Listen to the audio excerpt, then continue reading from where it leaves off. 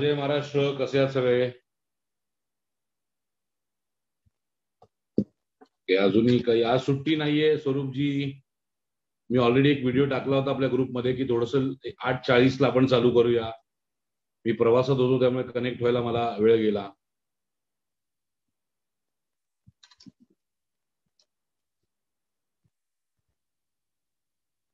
सगळ्यांचा वीकेंड छान गेला असेल असं मी एक्सपेक्ट करतो. टेक्निकल टीमला रिक्वेस्ट करतो की ग्रुपमध्ये प्लीज एक मेसेज टाकून द्या सेशन चालू झाले म्हणून. मीनवाईल आत्ता जे कनेक्ट झाले त्यांना रिक्वेस्ट आहे की त्यांनी लाईक केला नसेल अजून व्हिडिओ तर लाईक करा आठवणीने. यार लाईक तर करू शकता ना, लाईक करायला एवढं शेंगटपणा करायची काय गरज?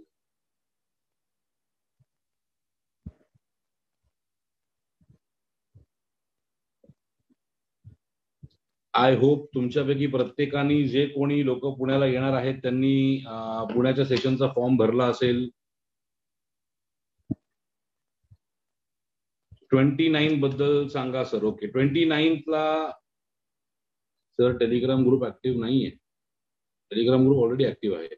ओके, 29 तारखेला आपण पुण्याला भेटणार आहोत. पुण्यामध्ये मोस्ट प्रोबॅबली आपण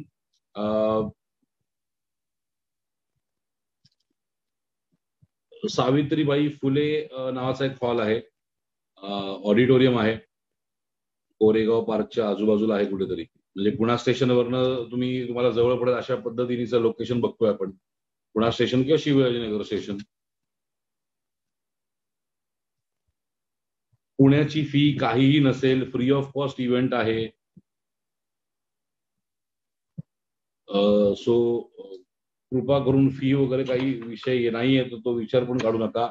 फायनल ऍड्रेस 99% आत्ता तरी आपण तो जो व्हेन्यू बुक करतोय जो आता उद्या फायनल होईल,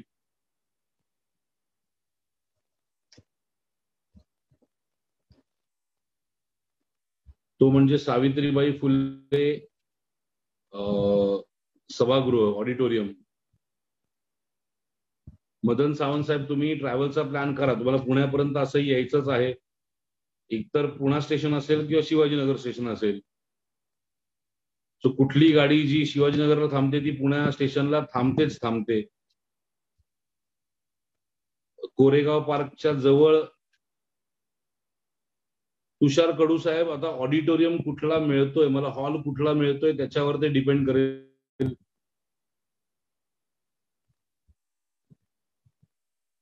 ओके, मी माझ्या टेक्निकल टीमला रिक्वेस्ट करतो की प्लीज टेलिग्रामची लिंक जी आहे ती कमेंट बॉक्समध्ये पोस्ट करा आणि पिन करा. काही लोक अजून कनेक्टेड नाही आहेत बहुतेक टेलिग्राम ग्रुपला. तारीख बदलू शकत नाही Shrikantji, I am really sorry. Okay, 29 तारखेचा कार्यक्रम जो आहे हा 29 तारीख सकाळी 11 वाजता चालू होईल. तुम्ही लोक सगळ्यांनी 10:30 पर्यंत पोहोचाल असं तुमचं प्लॅनिंग ठेवा. 10:30 ते 11च्या मध्ये तुमचं रजिस्ट्रेशन होईल. सगळ्यात महत्वाचं, त्या तारखेला काहीही कुठल्याही पद्धतीची फी आकारली जाणार नाहीये त्या कार्यक्रमासाठी, हे लक्षात ठेवा. प्रदीप खंडागळे साहेब, मी प्रयत्न तोच करतोय पण मला शेवटी ती जागा पण मिळाली पाहिजे कारण संडे आहे.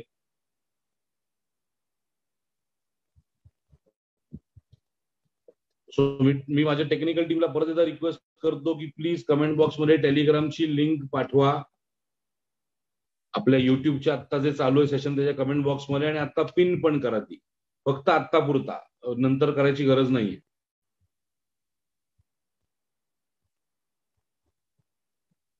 सो मित्रांनो, टेलिग्रामची लिंक ग्रुपवर आत्ता, आपल्या ग्रुपवर नाही तर आत्ता जिथे तुम्ही चॅट वाचताय किंवा बघताय त्या चॅटमध्ये कोणीतरी पोस्ट करेल.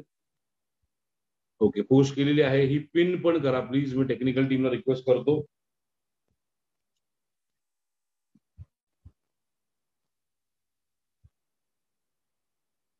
मीच पिन केलेलं आहे.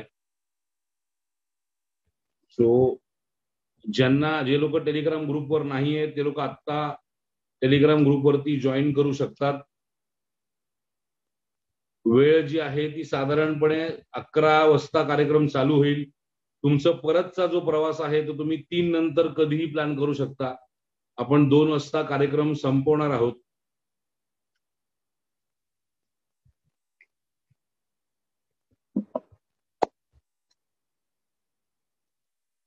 सो 11 ते 2 या दरम्यान कार्यक्रम असेल, पण सकाळी रजिस्ट्रेशनसाठी लवकर पोहोचाल तेवढं लवकर. फर्स्ट कम फर्स्ट सर्व आहे सिटिंग. तो जेवढे लवकर याल तेवढं जास्त पुढची जागा तुम्हाला मिळेल.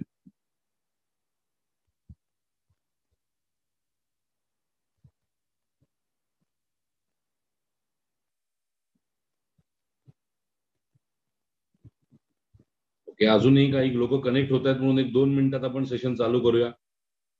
आजचं सेशन जे आहे हे बेसिकली माइंडसेट, व्यवसाय ओपन होत नाही असं नाही होणार आयडियली.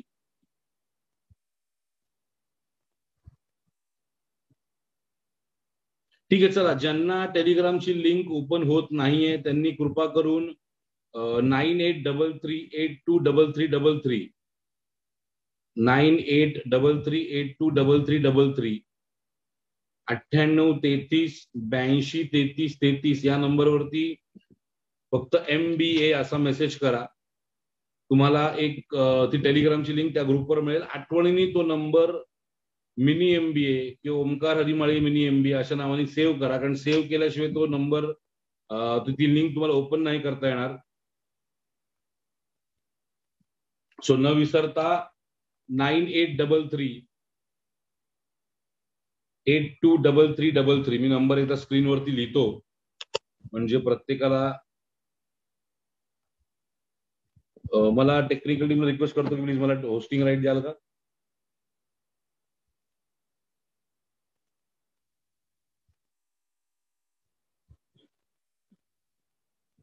संडेचा प्रोग्राम लाईव्ह नसेल.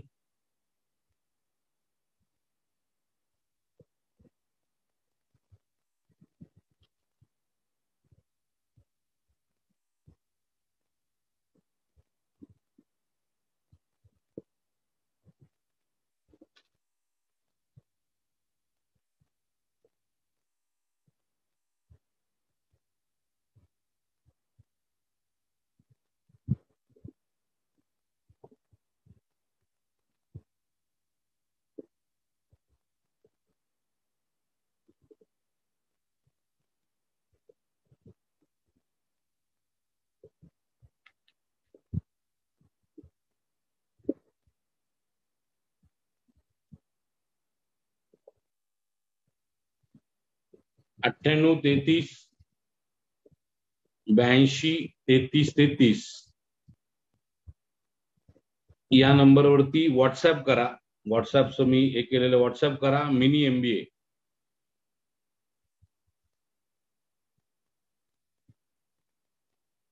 संडेचा प्रोग्राम लाईव्ह करण्याची पॉसिबिलिटी कमी आहे, कारण नेटवर्कचा इश्यू असू शकतो आणि लाईव्ह नाही करता येणार, कारण जे लोक तिकडे येतील त्यांनाच त्याचं एक बेनिफिट देता येणार आहे.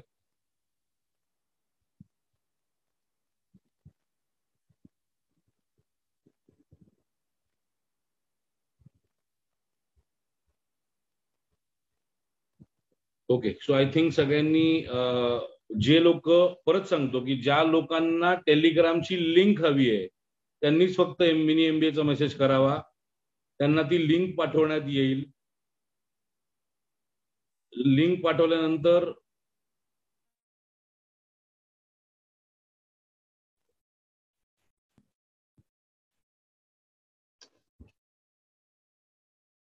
दुपारी जेवणाची व्यवस्था केली आहे का. हो, 4 दिवसाची राहायची पण केलेली आहे. काय विचारता यार तुम्ही, जेवणाची सोय केली आहे का. कमॉन यार, आपण बिझनेसमॅन आहोत. थोडस प्रोफेशनल विचार केला तर खरंच बरं पडेल.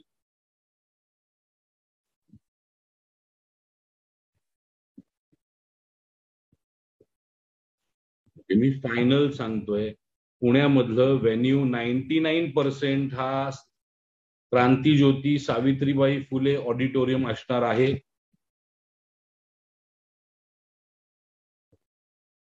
तो व्हेन्यू एकदा फायनल झाला की मी ग्रुपवरती, आपल्या टेलिग्रामच्या ग्रुपवरती मेसेज टाकेन पत्त्यासकट.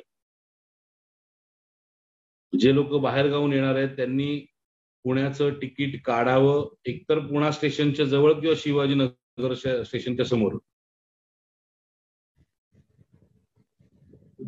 सचिन चव्हाण साहेब लाईव्ह करण्याची कमिटमेंट मी नाही देऊ शकत. ओके, सो आता आपण वळूया आपल्या मूळ मुद्द्याकडे. आजचं जे सेशन आहे हे बेसिकली माइंडसेट, व्यवसाय करण्यासाठी तुम्हाला जितका बिझनेस प्लॅन महत्वाचा आहे, जितका तुमचं प्रोडक्ट महत्वाचं आहे,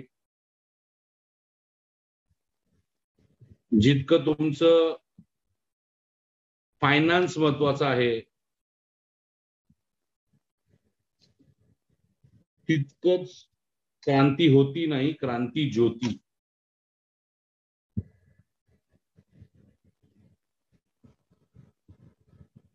तितकंच महत्वाचं आहे तुमचा व्यावसायिक म्हणून तुमचा असणारा माइंडसेट, तुमची मेंटल स्टेट. तुम्ही मानसिकरित्या व्यावसायिक म्हणून स्वतःला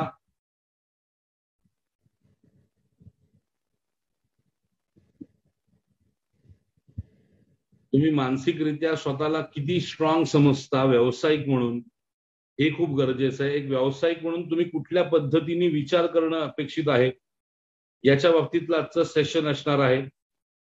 ज्यांना कमेंट करायच्या आहेत खाली तुम्ही कमेंट करत राहा. मी कमेंटकडे लक्ष देणार नाहीये. मला कमेंट बॉक्स ऑफ नाही करायचा आहे, याला काहीतरी कारण आहे.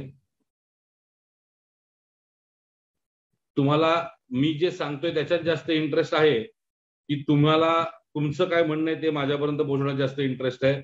जर माझ्यापर्यंत तुमचं म्हणणं पोहोचवायचं असेल तर marathiminiMBA@gmail.com या ईमेल आयडी वरती मला मेल करा.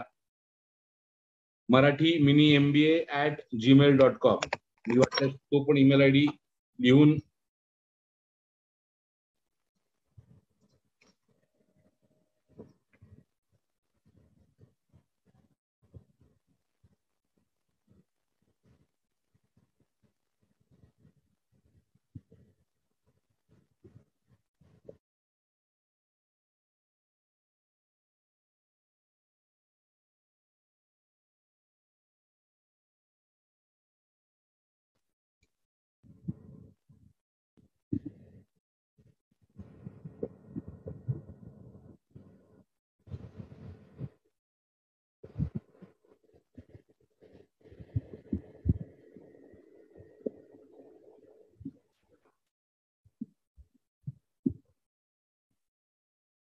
आय होप स्क्रीन शेअर झाली असेल.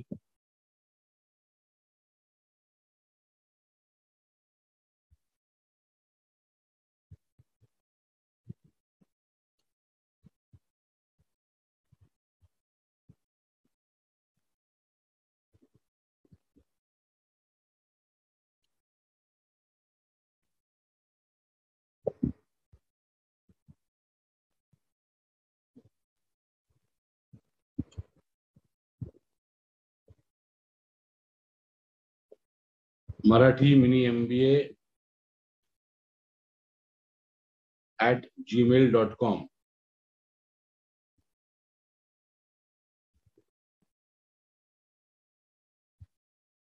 या ईमेल आयडी वरती तुमचे जे काही प्रश्न असतील ते मला तुम्ही विचारू शकता.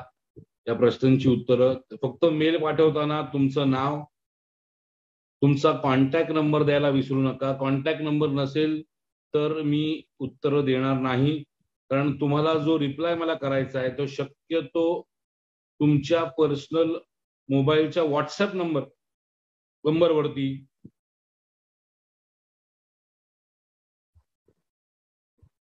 मी एक ऑडिओ नोट पाठवेल. सो marathiminiMBA@gmail.com या सेशन वरती, या ईमेल आयडी वरती तुम्ही तुमचे प्रश्न विचारू शकता.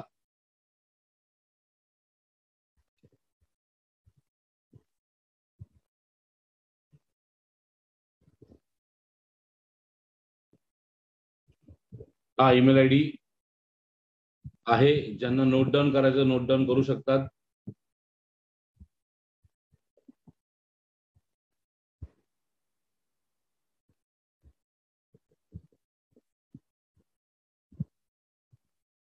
तुमचे बिझनेस रिलेटेड जे काही प्रश्न असतील, तुमचे बिझनेस रिलेटेड काहीही क्वेरीज असतील तर मला मेल करा. मेल करत असताना तुमचं नाव, तुम्ही कुठल्या जिल्ह्यात राहता, तो जिल्हा आणि तुमचा कॉन्टॅक्ट नंबर हे शेअर करायला विसरू नका. आणि आता आपण वळूया आजच्या महत्वाच्या टॉपिककडे, तो म्हणजे माइंडसेट, बिझनेसचा माइंडसेट. एक व्यावसायिक म्हणून तुम्ही कुठल्या पद्धतीचा माइंडसेट डेव्हलप करायला हवा, काय अपेक्षित आहे तुमच्याकडनं, याच्यावरती आपण बोलूया. तर माइंडसेट या गोष्टीवरती बोलत असताना आपल्याला समजून घ्यायला पाहिजे, हा माइंड सेट, दोन शब्द आहेत, माइंड आणि सेट. तर ते माइंड सेट जसा असतो तसे कुठल्या कुठल्या प्रकारचे सेट्स असतात. तर मित्रांनो, 4 प्रकारचे सेट्स असतात. एक माइंड सेट, 2 फिनान्शियल सेट म्हणजे पैशाचा सेट, 3 तुमचा फिजिकल सेट म्हणजे शारीरिक सेट, आणि 4 तुमचा मॉरल सेट किंवा तुमचा सोल सेट. आता हे 4 सेट्स काय आहेत हे तुम्हाला समजून घेणं गरजेचं आहे. माइंडसेट आपला, त्याचा माइंडसेटच तसा आहे, त्याचा माइंडसेट तसा आहे, आपण असं अनेक वेळा बोलतो, ऐकतो. पण मुळात माइंडसेट हा कशाचा प्रकार येतो, काय एक्झॅक्ट विषय आहे.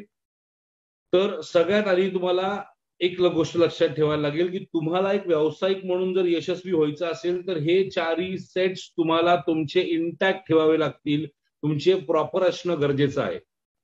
त्यातला सगळ्यात पहिला जो येतो किंवा सगळ्यात महत्वाचा जो येतो तो म्हणजे माइंडसेट आहे. माइंडसेट म्हणजे तुम्ही विचार करण्याची तुमची प्रवृत्ती काय आहे, तुम्ही कुठल्या प्रकारचा विचार करता, तुम्ही व्यावसायिक म्हणून विचार करताय, तुम्ही एक मालक म्हणून विचार करताय, की एक कामगार म्हणून विचार करताय, की एक काम करणारा म्हणून विचार करताय. तुम्ही विचार करत असताना एक यशस्वी माणूस म्हणून व्यवसाय विचार करताय, की एक अपयशी माणूस म्हणून विचार करताय. हा झाला तुमचा माइंडसेट. आणि माइंडसेट प्रत्येक गोष्टीमध्ये महत्वाचा आहे. तुमच्या रिलेशनशिपमध्ये महत्वाचा आहे, तुम्हाला सेल्स करताना महत्वाचा आहे, तुमचं मार्केटिंग करत असताना तुम्हाला महत्वाचं आहे. सो माइंडसेट हा एक सगळ्यात महत्वाचा सेट येतो. माइंडसेट बद्दल अजून पुढे जाऊन बोलेल. बाकीचे 3 जे सेट आहेत त्याच्यामध्ये सगळ्यात दुसरा येतो तो म्हणजे तुमचा सोल सेट. तुम्ही स्पिरिच्युअली, तुम्ही स्वतःला एक लक्षात ठेवा, स्पिरिच्युअल म्हणजे काय फक्त देवाचं नाव घेणं किंवा अल्लाचं नाव घेणं किंवा येशूचं नाव घेणं असं नाहीये. स्पिरिच्युअल म्हणजे तुम्ही स्वतःला आतमधून किती कनेक्टेड आहात. बऱ्याच लोकांसाठी मेडिटेशन, म्हणजे मला विचारलं तर मला मेडिटेशन करता येत नाही, पण माझ्यासाठी गाणी ऐकणं हे माझ्यासाठी स्पिरिच्युअल किंवा दैवी, मला काहीतरी त्यातनं समाधान मिळतं. सो तुम्हाला त्यातलं तुमचं दैवी समाधान, तुमचं मानसिक समाधान तुम्हाला कशामध्ये मिळतं, तो झाला तुमचा सोल सेट. ज्या व्यक्तीचा सोल सेट स्ट्रॉंग असतो तो माणूस कधीही त्याचा माइंडसेट स्ट्रॉंग असतो. ही गोष्ट कायम लक्षात ठेवा. तुमचा माइंडसेट तुम्हाला जर स्ट्रॉंग करायचा असेल तर तुमचा सोल सेट, तर तुम्हाला शांतता, तुम्हाला तुमच्या स्वतः, प्रत्येक जण 2 प्रकारचे असतात. एक आपण जे लोकांना दाखवतो ते, आणि एक आपण वास्तविकरित्या असतो ते. तर तुम्ही स्वतः काय आहात किंवा तुम्ही स्वतः कुठल्या पद्धतीमध्ये विचार करता हे समजून घेण्यासाठी तुम्ही ज्या मेंटल स्टेटमध्ये जाता ना, तो सगळ्यात महत्वाचा फॅक्टर आहे. कारण तुम्ही इंटरनली आतमध्ये जेव्हा मनापासून, मॉरली म्हणा, आत्म्यानी म्हणा, किंवा what ever you call it, तुम्ही आतमध्ये जितके स्ट्रॉंग आणि जितके स्टेबल असाल तितकं तुम्ही बाहेर वागताना, लोकांशी बोलताना, व्यवहार करताना तुम्ही तेवढे स्टेबल आणि तेवढे काम राहू शकता. बऱ्याच वेळा आपण स्वतःच एक मार्क केला असेल की आपण काहीतरी घरातनं निघतो, असं म्हणतात ना की घरातनं सकाळ सकाळ कटकटी करू नये. असं अनेक वेळा आपण आपल्या आजी आजोबांकडनं पण ऐकलेलं, आपण पण बऱ्याच वेळा बोलतो की यार घरातनं निघताना कटकटी करू नका, किंवा घरातनं निघताना आपले जो कोणावर वाद झाले आणि दिवसभर आपल्याला काम असेल तर अख्खा दिवस आपल्या चिडचिडीमध्ये जातो. तसंच त्याचं कारण काय होतं की घरात निघताना वाद झाले किंवा घरात निघताना काही प्रॉब्लेम झाले किंवा काहीतरी एक नेगेटिव्ह फॅक्टरनी दिवस चालू झाला, तर अख्खा दिवस आपण ते कुठे ना कुठेतरी डोक्यात मनात नसेल तरी मागे कुठेतरी सोल मध्ये आपल्या कॅरी करतो ती गोष्ट.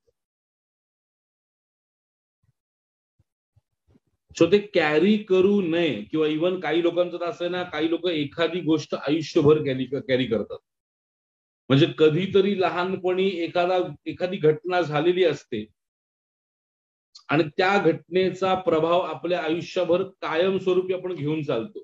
सो अशा प्रकारचं बर्डन जर तुम्ही घेऊन चालत असाल, तर ते काही असेल, बर्डन कुठल्याही प्रकारचं असेल, तुमचं आयुष्यातलं बर्डन असेल, तुमच्या रिलेशनशिप मधलं बर्डन असेल, तुमच्या पैशाचं बर्डन असेल, तुम्ही बिझनेसमध्ये एखादा लॉस खाल्ला या पद्धतीचं बर्डन असेल, कुठलंही बर्डन असेल, तरी ते बर्डन जास्त कॅरी करत राहणं, ते पुढे घेऊन जाणं. तर तुम्ही काही लोक बघितले असतील की जे लोक ना प्रत्येक गोष्टीवरती सोल्युशन काढतात, प्रत्येक प्रॉब्लेमवरती सोल्युशन असतं. आणि काही लोक असतात ना की त्यांच्याकडे प्रत्येक सोल्युशनचा एक प्रॉब्लेम असतो. मग त्यांना सांगितलं तू असा या रस्त्याने सरळ गेलास ना की तुझ्या याच्यावर तुला जिथे पोहोचायचं तिकडे पोहोचशील. त्याच्यावर ते बोलतील मग सरळ जावं लागेल, मग उलट गेलं तर काय होईल, मग मी असा मागे चालत गेलो तर काय होईल. उगाच काही लोक, आता या लोकांमध्ये कदाचित तुम्ही मी आपण पण असू शकतो.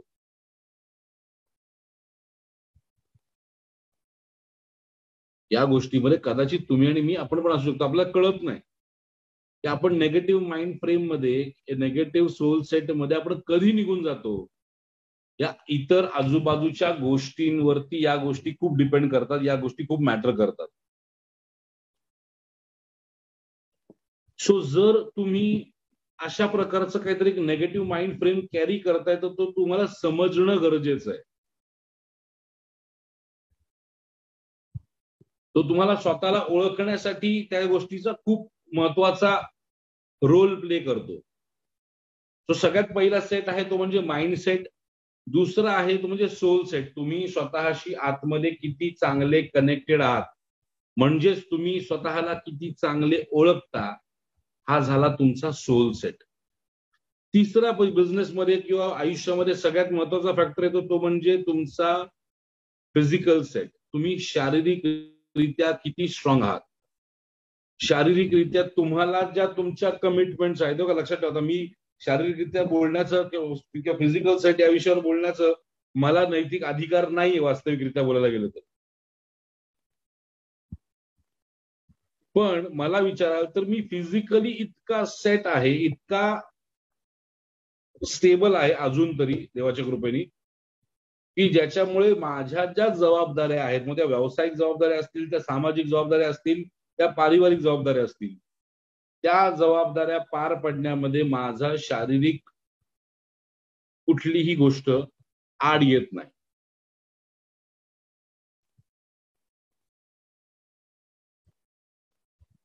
सो मी फिजिकली किती स्ट्रॉंग आहे.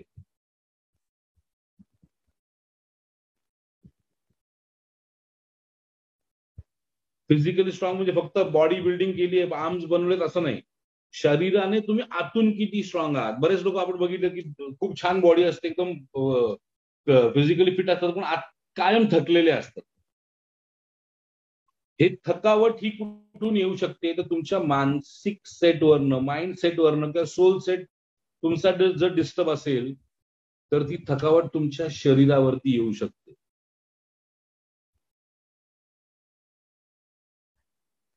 ही थकावट तुमच्या शरीरावर येतेच. आणि या तिन्ही गोष्टींचा इफेक्ट जो आहे हा सगळ्यात महत्वाचा कुठे पडतो, तर तुमच्या फिनान्शियल सेटवरती. फिनान्शियल सेट म्हणजे तुमच्याकडे पैसे.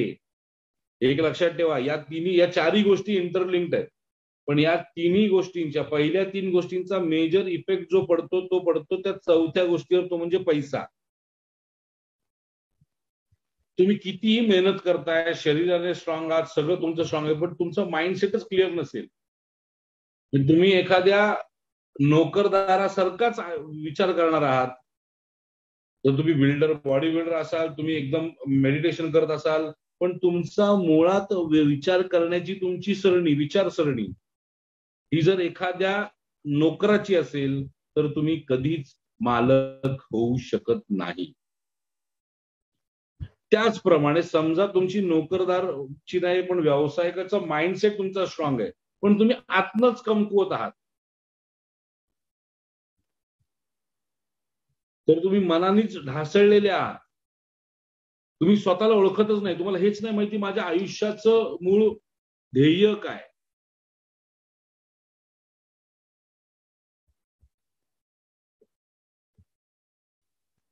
तर तुम्ही इतर सगळ्या गोष्टींचा हे असून त्याचा काही फायदा नाही. बाकी सगळ्या गोष्टी समजा प्रॉपर असतील,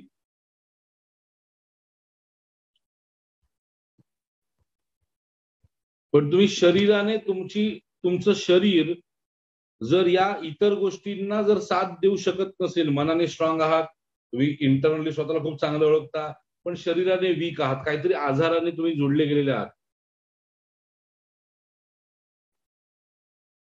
तर या बाकीच्या गोष्टींचा फायदा अजिबात नाही. आणि सगळ्यात महत्वाचं की समजा तुमच्याकडे तुमचा माइंडसेट स्ट्रॉंग आहे, व्यावसायिकाचा आहे, समजा तुमचं इंटरनली तुम्ही स्वतः खूप स्ट्रॉंग आहात, स्वतःला खूप चांगले ओळखता, शरीराने एकदम फिट अँड फाईन आहात, पण अनफॉर्च्युनेटली तुम्हाला तुमच्याकडे असणारा पैसा मॅनेज करता येत नसेल, टिकवता येत नसेल किंवा तो वाढवता येत नसेल, तर या सगळ्याचा काही एक उपयोग नाही.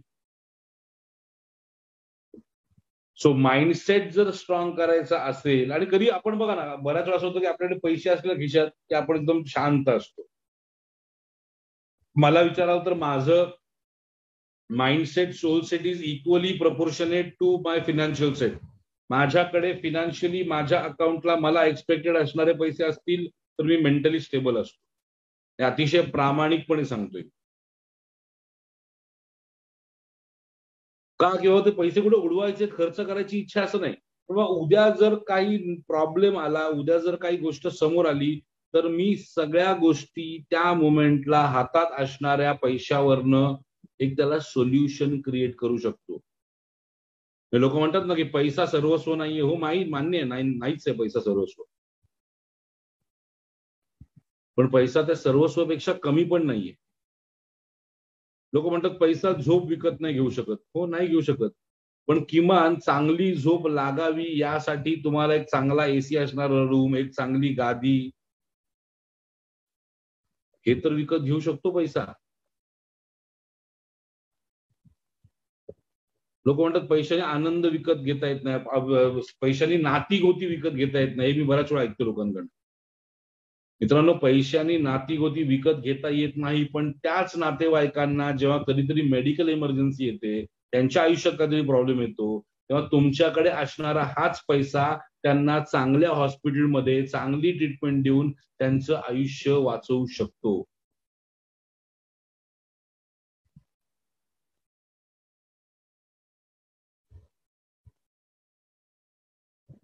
सो पैसा जरी सर्वस्व नसला तरी सर्वस्वापेक्षा कमी देखील नक्कीच नाही. आणि मला काही लोकांचं असतं, नाही रे, मला पैसा नाही कमवायचा, मला चांगला माणूस म्हणून जगायचा आहे.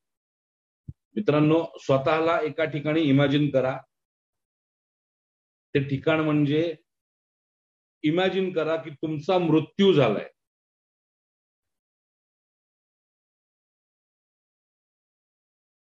इमॅजिन करा की तुमचा मृत्यू झाला. सॉरी, असं होऊ नये, पण मी एक एक एक हायपोथेटिकल सिच्युएशन देतोय. समजा तुमचा मृत्यू झालाय, तुमची डेड बॉडी एका ठिकाणी पडलेली आहे, ठेवलेली आहे. आजूबाजूला सगळे नातेवाईक आहेत, सगळे घरातले आहेत, सगळे मित्रमंडळी आहेत. सगळे म्हणतात, छान रे, चांगला होता रे माणूस, माणूस चांगला होता, माणूस चांगला होता, माणूस चांगला होता. पण काय ना, मुलाबाळांसाठी, आई वडिलांसाठी काहीच ठेवून नाही गेलाय. काय केलं, आयुष्य तर असंच व्यर्थ घालवलं. सगळ्यांशी चांगलं वागला, पण आयुष्य असंच व्यर्थ घालवलं. हा झाला सिनारिओ 1. दुसरा सिनारिओ, तुमचा मृत्यू झालाय, तुमची डेड बॉडी आहे, आणि आजूबाजूला सगळी माणसं म्हणतात की ठीक आहे, माणूस एवढा काय खास नव्हता, पण किमान मागे जी लोक राहिले त्यांचं आयुष्य सेक्युअर करून गेलाय, बंगला बांधून गेलाय, मुलांसाठी बाबा 1-2 करोड रुपये त्यांच्या शिक्षणासाठी ठेवलेत. बायकोच्या फॅमिलीच्या त्यांच्या खर्चासाठीचे पैसे त्यांनी व्यवस्थित ठेवलेत. कुठला सिनारिओ तुम्हाला जास्त गरजेचा वाटतो, पहिला की दुसरा? कमेंट बॉक्समध्ये सांगा मला. तुम्हाला कुठल्या सिनारिओमध्ये राहायचं? चांगला माणूस म्हणून मेला की करोडपती म्हणून बादशांना व्यवस्थित सेक्युअर करून मेला? कमेंट बॉक्समध्ये सांगा मला. 1 की 2? त्याच्यावरनं कळेल मी कुठल्या माणसांबरोबर काम करायचा विचार करतोय.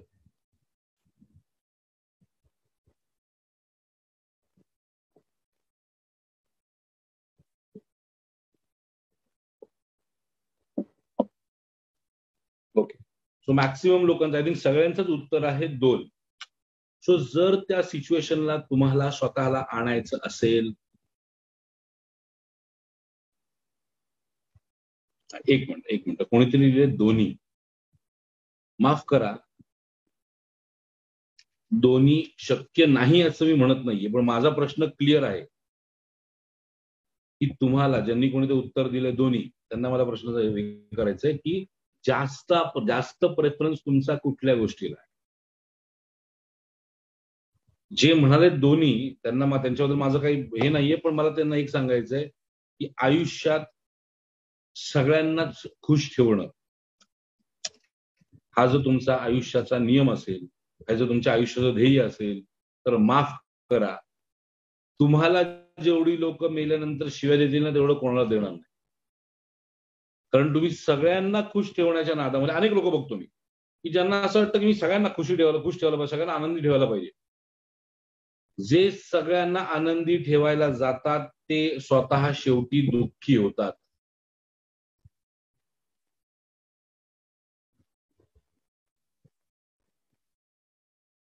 आणि सगळ्यात मोठं आयुष्यातलं पाप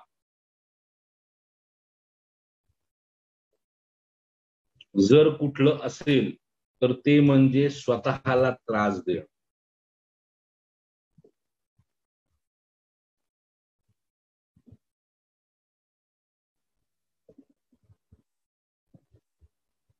तुम्हाला स्वतःला त्रास द्यायचा आहे याच्यासाठी की तुम्हाला लोकांना चांगलं वाटलं पाहिजे तुमच्याबद्दल, हे लॉजिक मला तरी पटत नाही. व्यवसायाचा उदाहरण द्यायचं झालं तर समजा तुमच्या डोक्यात असेल की माझ्याकडे एक आलेला कस्टमर पण खुश झाला पाहिजे, व्हेरी गुड. 2 आलेला कस्टमर पण सुखी झाला पाहिजे, चांगली गोष्ट आहे. सगळे आलेले कस्टमर सुखी झाले पाहिजेत, मान्य आहे. असंच पाहिजे व्यवसायाचं एक बेसिक नियम. पण कधीतरी असं होतं की त्या कस्टमरला खुश ठेवण्यासाठी आपल्याला आपल्या घरामध्ये कॉम्प्रोमाइज करावं लागतं. कधीतरी घरी वेळ देता येत नाही, कधीतरी घरातलं काहीतरी एक महत्वाचं असतं, प्रोग्राम असतो, लग्न असतं, पण तिथे आपल्याला वेळ देता येत नाही. सो इथे कस्टमरला खुश ठेवायचं की फॅमिलीला खुश ठेवायचं, हा निर्णय तुम्हाला घेता आला पाहिजे. त्याच्यासाठी मी हा प्रश्न विचारतो. तुम्ही त्या एखाद्या लग्नाला गेला नाही तर तो जो कोण नवरदेव असेल तो काय लग्न करण्यापासून थांबणार की नाही, ओंकार नाही आला तर मी लग्न नाही करणार, असं होणार आहे का? पण कदाचित तुम्ही जर त्या व्यवसायाच्या ठिकाणी जर उभे नसाल तर तुमचा कस्टमर ओंकार नाहीये इकडे म्हणून दुसरीकडे निघून जाऊ शकतो. आणि ऑफकोर्स आयुष्यामध्ये प्रेफरन्स कोणाला द्यायचा हे देखील तितकंच महत्वाचं आहे. फॅमिली तुमची महत्वाची आहे. कदाचित एखादी छोटीशी एक्सटेंडेड फॅमिली असेल, बाबा बायको, मुलं, आई वडील आहेत, सासू सासरे आहेत, किंवा अगदीच एखादा जवळचा खूप भाऊ आहे, हे लोक महत्वाचे असू शकतात. सगळेच नातेवाईक महत्वाचे आहेत. नातेवाईकांबद्दल माझा काय राग असण्याचं काही हे असण्याचं कारण नाहीये, पण मी तुम्हाला सांगतो की तुम्हाला प्रेफरन्स कुठे द्यायचा आहे. हा प्रेफरन्स तुम्ही कधी ठरवू शकता माहितीये का? जेव्हा तुम्ही ठरवू शकाल की तुम्हाला आयुष्यात कुठे जायचंय, तुम्हाला आयुष्यात कुठे पोहोचायचं, आणि याच्यावरती तुमचा माइंडसेट डिसाईड होईल की माझा माइंडसेट बाबा फॅमिली ओरिएंटेड आहे. बघा, आई वडील बायको मुलं घराची सासू सासरे या लोकांना काही झालं तर आपण सगळ्यात पहिले तिकडे पोचायला हवं. पण मला सांगा, त्यांना काही झालं की त्यांच्यासाठी जेव्हा ओके, मी माझं हे सगळं सोडून द्या. मी एक उदाहरण देतो. माझ्या समोर माझ्या एका जवळच्या मित्रासोबत झालेलं एक उदाहरण आहे. माझा एक मित्र होता. त्याचे वडील आय गेस कुठल्या तरी एका महानगरपालिकेमध्ये नोकरीला होते. सफाई कामगार होते. सफाई कामगार हां. नोकरीचं टायमिंग सकाळी काहीतरी 6:00ला वगैरे जायचे. दुपारी 3:00ला यायचे. आणि तेव्हा तो मुलगा आम्हाला नेहमी सांगायचा, "अरे माझे आज वडील मला इथे फिरायला घेऊन गेले. माझे वडील मला इकडे फिरायला गेले. माझे वडील घेऊन आम्हाला आम्हाला इथे गेले होते." मला वाटायचं चायला आपले वडील आपल्याला वेळच देत नाही. याचे वडील बघ कसे मस्त वेळ देतात. आम्ही दोघं एकत्र वाढलो. आम्ही एकत्र मोठे झालो. शिक्षणाची वेळ आली. 12वीची वेळ आली. संकेत जोरी साहेब, आत्ताचा जो सेशन आहे हा सेल्सचा नाही तर माइंडसेटचा आहे.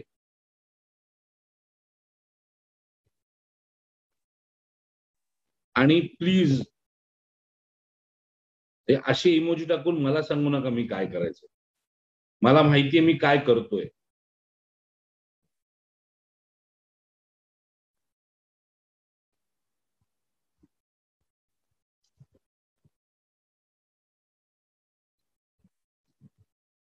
आजचा टॉपिक माइंडसेट आहे. सेल्सचा टॉपिक नाहीये.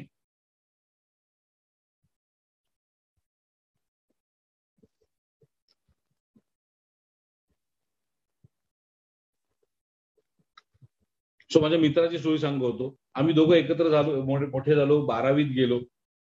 मला असं वाटायचं की आपल्या वडिलांनी आपल्याला वेळच नाही दिला कधी. आणि तो एकदम खुश होता किंवा वडिलांनी वेळ दिलाय, सगळं व्यवस्थित आहे, सगळं छान चाललंय. 12वीची वेळ आली. 12वी झाल्यानंतर बाबा हायर एज्युकेशनला जायचंय. या मोमेंटला आम्ही आलो. आणि हायर एज्युकेशन 12वी झाल्यानंतर जमतो. हायर एज्युकेशनला जाण्यासाठी आम्ही दोघांनी ठरवलं की आपण पुढच्या शिक्षणासाठी आपण लंडनला जायचं. ऑफकोर्स फिनान्शियल फॅमिली पोझिशन काय फार अशी एकदम गडगंज श्रीमंतातले नव्हतं. तो तर नव्हता, मी पण नव्हतो. माझ्या घरात मी जरी not born with the golden spoon तरी मी I was born with the silver spoon. गरजेच्या सगळ्या गोष्टी भागवल्या जात होत्या. माझं ऍडमिशन झालं, सगळं झालं, त्याचं पण ऍडमिशन झालं आणि फी भरायची वेळ आली. आणि मी माझ्या प्रोसेसला लागलो, तो त्याच्या प्रोसेसला लागला. साधारणपणे मला आठवतंय एक आमची प्रोसेस चालू असताना एक दिवशी अचानक त्याचे वडील आमच्या घरी आले. माझ्या वडिलांकडे बसले ढसाढसा रडायला लागले. नीट आहे का? त्याचे वडील माझ्या वडिलांकडे आले. दोघेही ओळखीचे होते, एकामेकाशी बोलत होते आणि ढसाढसा रडायला लागले. तर माझ्या वडिलांनी विचारलं काय झालं. मला अजूनही आठवतंय ते माझ्या घरातल्या हॉलमधल्या सोफ्यावरती बसले होते आणि मी कॉर्नरला उभा होऊन ते बघत होतो सगळं, की काका रडतायत कशासाठी. आणि ते रडायला लागले, इतके जोरात रडायला लागले. पप्पाने त्यांना, माझ्या वडिलांनी त्यांना शांत केलं, त्यांना पाणी दिलं आणि विचारलं काय झालं एक्झॅक्टली. तर यार मी आयुष्यभर माझ्या मुलांना वेळ दिला आणि आता माझ्याकडे काही पैसे नाहीयेत, तर माझा मुलगा मला बोलतो तुम्ही दिलेल्या वेळेला काय मी लोणचं करून घालू का. मला शिक्षण करायचंय, त्याच्यासाठी मला पैसा हवाय.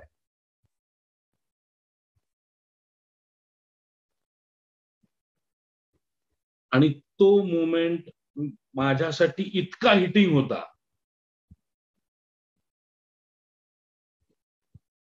तो मोमेंट माझ्यासाठी इतकं मला आयुष्यभर लक्षात राहणार होता की या माणसाने आयुष्य अख्खं आपल्या मुलांसाठी वाहिलं.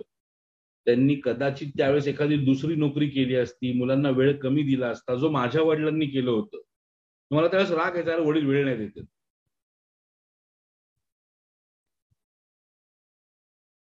Yes, rich dad poor dad मध्ये पण कदाचित हे असं, पण हे माझ्या समोर माझ्या बरोबर घडलेला किस्सा आहे.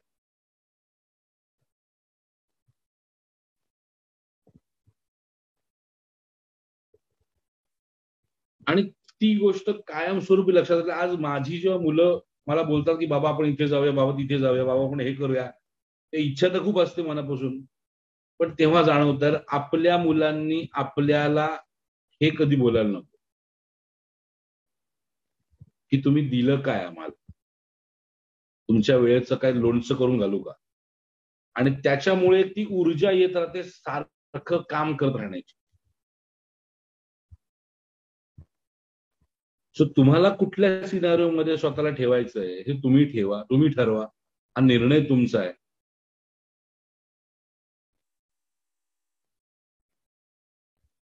हे बघा, जे लोक कमेंट बॉक्स मध्ये टाइमपास करतायत ना त्यांना करत राहू दे, त्या कमेंट बॉक्सकडे दुर्लक्ष करा.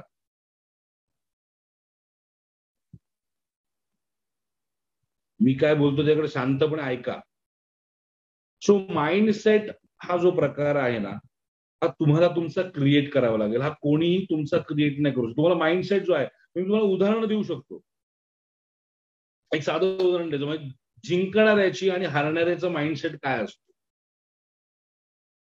हारणारा कधीही दुसऱ्या गोष्टींना ब्लेम करत राहतो, दुसऱ्या गोष्टींना नावं ठेवत असतो. यार कोविडची सिच्युएशन आली, यार मला बाहेरच नाही पडता आलं. पण कोविडच्या सिच्युएशन मध्ये असेही लोक होते की ज्यांनी स्वतःचा व्यवसाय उभा केला नव्याने, जी साधनं उपलब्ध होती त्याच्यावरती उभा केला. बाबा हारणाऱ्याची मानसिकता अजून बाबा सरकारला शिव्या द्या, मोदींना शिव्या द्या, ठाकरेंना शिव्या द्या. इकॉनॉमीचा प्रॉब्लेम आहे हे एक खूप कॉमन आपण ऐकतो. इकॉनॉमीचा प्रॉब्लेम आहे, माझाच काय, याचा पण लॉस झाला, माझंच काय. म्हणजे आपण परिस्थिती असतो ना की बाबा मला मार्क कमी मिळाले, पण बाबा मला कमी मिळाले, पण जो माझ्यापेक्षा मोठा आहे ना त्याला पण कमी मिळाले. आम्हाला मला स्वतःला काय आहे, तुम्ही एक इंडिव्हिज्युअल आहात. शाळेपर्यंत हे ठीक होतं की बाबा याला कमी मार्क मिळाले मग मला पण मिळाले म्हणून चालतं. पण जेव्हा आपण आयुष्यात खऱ्या परीक्षेमध्ये उतरतो ना, त्यावेळेस जेव्हा ब्लेम गेम करायला चालू कराल ना, तो ब्लेम गेम करणं हे सगळ्यात मोठं धोका आहे तुमच्यासाठी.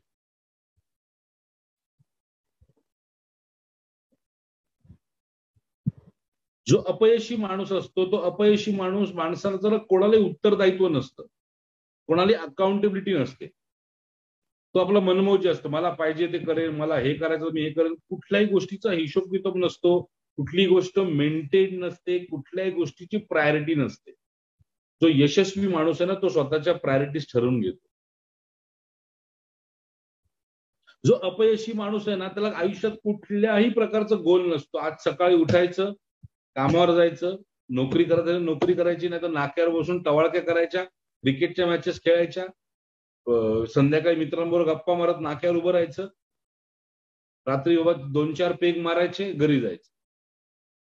जो यशस्वी माणूस असतो ना, त्याला माहिती असतं की मला उद्या सकाळी उठून काय काय करायचं.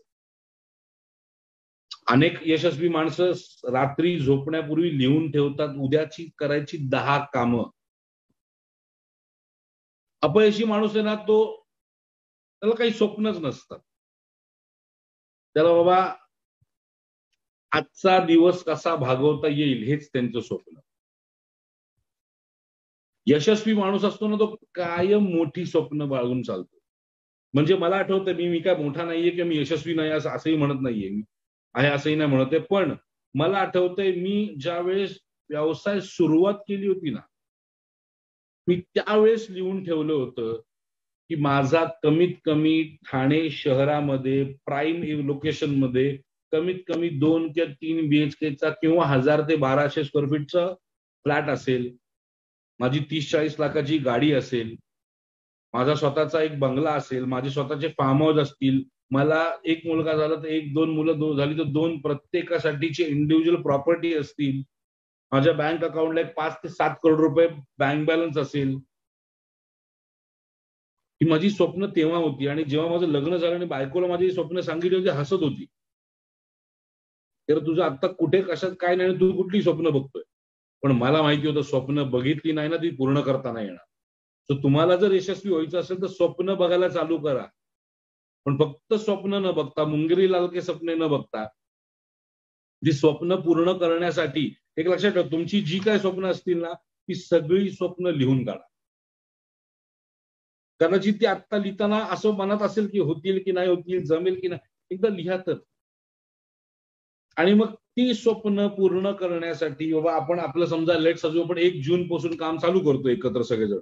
तर 1 जून 2022 ते 1 जून 2023 या कालावधीमध्ये त्या स्वप्नांपैकी सगळ्यात प्रायोरिटाईज किंवा सगळ्यात पहिली प्रेफरन्स असणारी स्वप्न कुठली आहेत, अशी 3 स्वप्न काढा.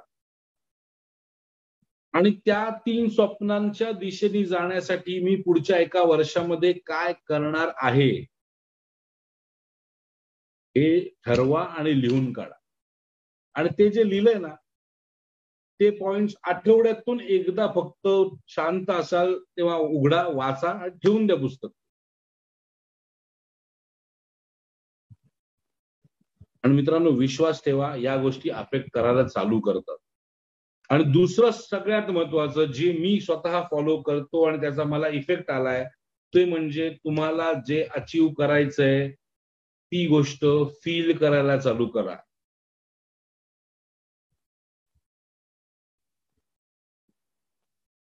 म्हणजे मी लिटरली जेव्हा एकटा काम करत होतो, एकटा जेव्हा प्रोप्रायटरशिप फर्म चालू होतो, त्यावेळेस मी जिथे घरात बसून काम करायचो तिकडे बसून सगळ्यात पहिले असं अज्युम करायचो डोळे मिटून की माझ्याकडे बाबा 12-15 एम्प्लॉईज आहेत, माझे 2-3 ऑफिसेस आहेत, मी हजारो लोक मला ऐकतात. आज ती सगळी स्वप्न पूर्ण होत चालली. आणि हे सगळ्यात पहिलं आणि सगळ्यात महत्वाचं फक्त आणि फक्त माझ्या व्हिज्युअलायझेशनच्या बेसवर झालेलं आहे.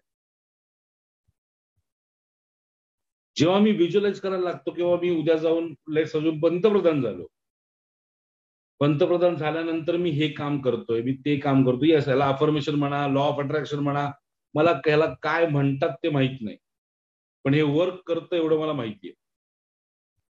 ह्याचं या गोष्टीचं काम आहे, ही गोष्ट एक्झिस्ट करते.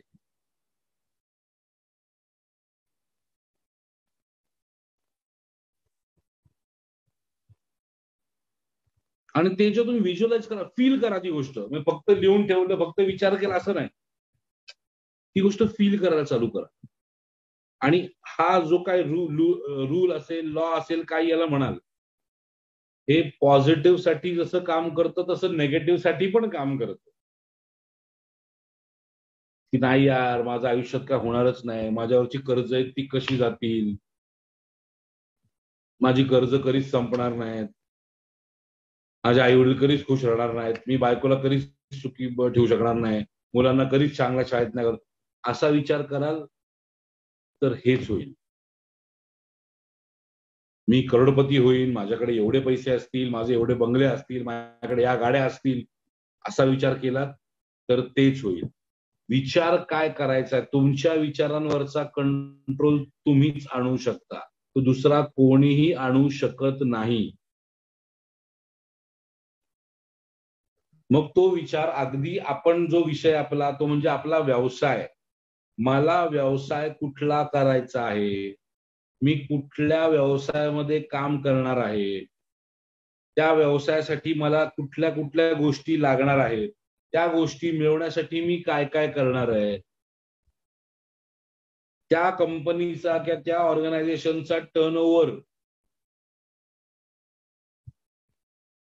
किती असेल वर्षाचा, अमुक अमुक वर्षामध्ये,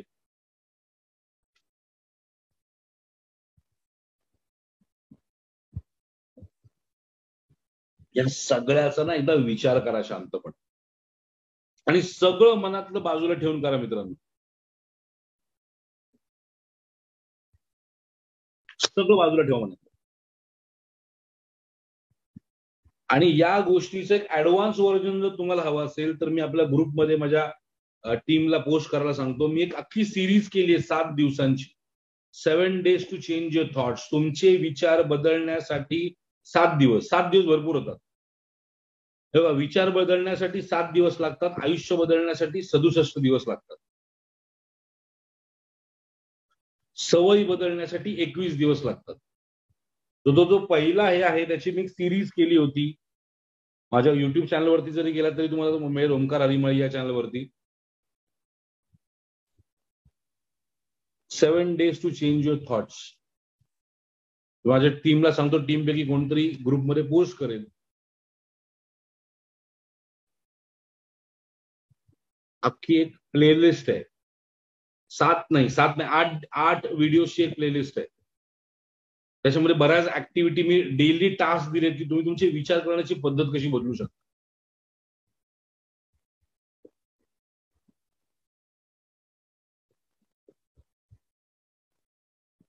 सो विचारांचं महत्व खूप आहे, तुमच्या माइंडसेटचं महत्व खूप आहे. तुम्ही सांगतो यशस्वी माणूस आणि अपयशी माणूस कसा विचार करतो. तर यशस्वी माणूस जो असेल ना तो त्याच्या वेळेवर झोपतो.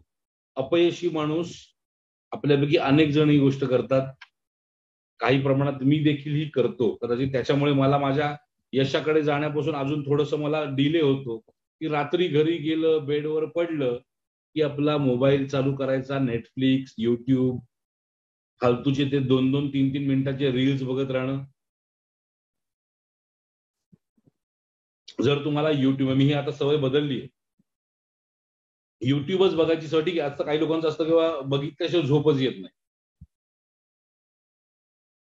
तर मी काय करतो आता, मी माझी सवय बदलली आहे. मी काय करतो तर मी ऑडिओ बुक्स ऐकतो. कानात इयरफोन्स टाकायचे, ऑडिओ बुक चालू करायची, एक पुस्तक चांगलं कुठलं तरी. कारण कामाच्या दगदगीमुळे हल्ली वाचन कमी झालंय, तर वाचन जर कमी झालंय तर मग ऑडिओ बुक वरती वेळ घालवा. ऑडिबल सारखं एक प्लॅटफॉर्म आहे, ऑडिबल ऍप आहे, खूप चांगले, म्हणजे मला काय त्यांचं काय हे नाही, पण खूप चांगली पुस्तकं त्यांच्याकडे आहेत.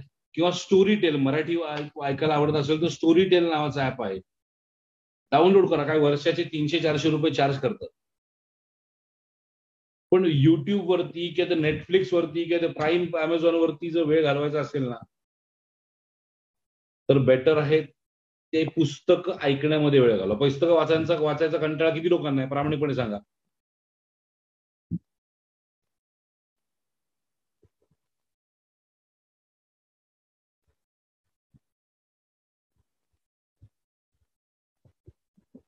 तर पुस्तकं वाचायचा जर कंटाळा असेल तर ऑडिओ बुक ऐकायला चालू करा. ही सवय थोडीशी डेव्हलप करा हळूहळू. मित्रांनो, या गोष्टीचा फायदा ना हळूहळू तुम्हाला स्वतःला जाणवायला लागेल. आणि दुसरं, हो, मी प्रियांका यादव, मी पुस्तकांची पूर्ण एक लिस्ट मी पाठवेन ग्रुपवरती, की कुठली पुस्तकं तुम्ही वाचली पाहिजे. आणि मी ह्याच्याच बरोबर एक व्हिडिओ आहे, तो व्हिडिओ मी तुम्हाला सगळ्यांना पाठवेन. युट्यूबवरचा एक व्हिडिओ आहे, फ्री ऑफ कॉस्ट युट्यूबवरती अवेलेबल आहे. व्हिडिओ म्हणण्यापेक्षा ऑडिओच आहे तो. मला विश्वास ठेवा, तुमचा विश्वास बसेल नाही बसेल, एक फेज माझ्या लाईफमध्ये असा आला होता की मी कम्प्लीट डिप्रेशन मध्ये गेलो होतो. असं वाटलं की आता आयुष्यात काहीच होणार नाही. भरपूर कर्ज झालं होतं, लॉसेस झाले होते, हातात जेवढं होतं तेवढं सगळं निसटून गेलं होतं. आणि त्यावेळेस आहे ना, मला माझ्या मित्र आहेत, त्यांनी मला सांगितलं की ओमकार, ये ऑडिओ ती 21 डेज तक सुनो, रोज रात को सोने के पहले, रोज सुबह उठने के बाद, बस बाकी कुछ मत करो. आणि विश्वास ठेवा, मी ते ऑडिओ ऐकायला लागलो. एकच ऑडिओ आहे जो कंटाळा येतो. रात्री मी कानाला लावायचो, ऐकू लावून झोपून जायचो. सकाळी उठलो की कानात टाकायचो, 15-20 मिनिटं काही फोन बघायच्या आधी. मग ते भले टॉयलेटमध्ये गेल्यानंतर असेल की कुठेही असेल, उठल्या पाणी प्यायल्यानंतर सगळ्यात पहिलं काम करायचं होतं ती म्हणजे तो ऑडिओ ऐकायचो. विश्वास ठेवा किंवा नका ठेवू, आयुष्य ज्या पद्धतीने बदलत गेलं ना, आणि मला गॅरंटी आहे जर तुम्ही लक्ष देऊन, मी परत तो व्हिडिओ जो आहे, व्हिडिओ आहे युट्यूबवरचा, जो ऑडिओ फॉर्मॅटमध्ये आहे, तो कानात लावायचं. इयरफोन्सला, शक्यतो इयरफोन्स प्रत्येकाकडे असतात, इयरफोन्स कानाला लावायचे बाकी सगळं काम बाजूला ठेवायचं. डोक्यातले जेवढे विचार कमी करता येतील तेवढे कमी करत करत शक्यतो त्याच्यामध्ये जी काय म्हणतात वर्डिंग्स आहेत त्या वर्डिंग्स त्या माणसाबरोबर बोलत जायचे. हे 21 दिवस करा. 21 दिवस होता होता जीव जातो. माझं असं झालं की मी 5-6 दिवस फुल जोशमध्ये चालू केलं आणि नंतर एक काहीतरी ब्रेक आला ते राहून गेलं. नंतर मग परत चालू केलं. मी पाठवतो, अक्षय जंगम साहेब मी पाठवतो ग्रुपवरती.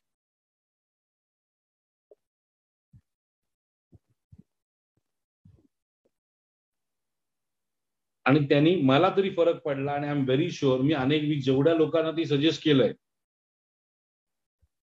तेवढ्या प्रत्येकाला त्याचा फायदा झालेला आहे आणि आय एम शुअर तुम्हाला देखील होईल.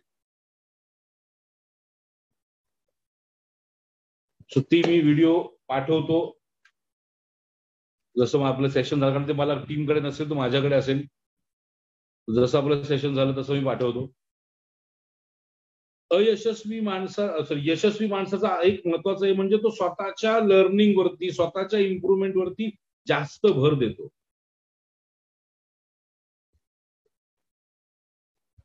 मी कसा डेव्हलप होईल, मी कसा चांगला दिवसेंदिवस राहीन याच्यावरती मेजरली भर दिला जातो.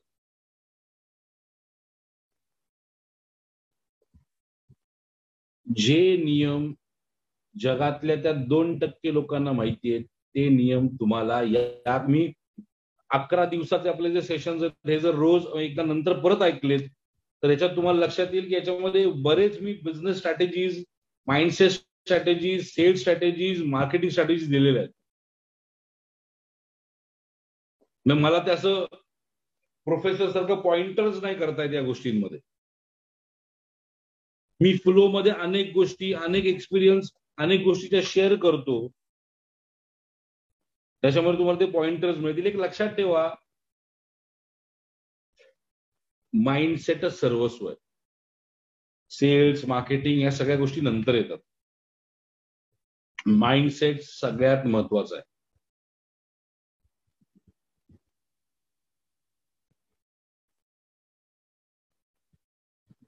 आणि एकदा स्वतःला विचारा की पुढच्या 10, 20, 30, 40 वर्षामध्ये तुम्ही स्वतःला कुठे बघताय. जसे जन्माला आलो तसे तर मरणार नाहीत आपण.